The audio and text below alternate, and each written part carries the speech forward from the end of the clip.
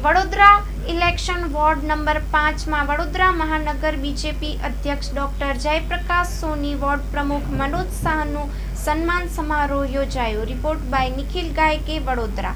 શહેર અધ્યક્ષ આપણા ડૉક્ટર જયપ્રકાશભાઈનું આપણે સત્કાર સમારંભ રાખેલો હતો રંગવાટિકા ખાતે, જેમાં દરેક સમાજના આગેવાનો દ્વારા એમનું સન્માન કરવામાં આવ્યું છે।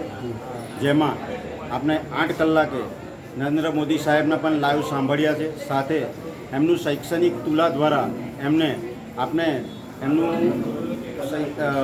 તુલા કરી એ જે તુલા છે આપણે નગર પ્રાથમિક શિક્ષણ સમિતિમાં જે ગરીબો છોકરાઓ છે એમને આપણે ચોપડાનું વિતરણ કરવાના છે।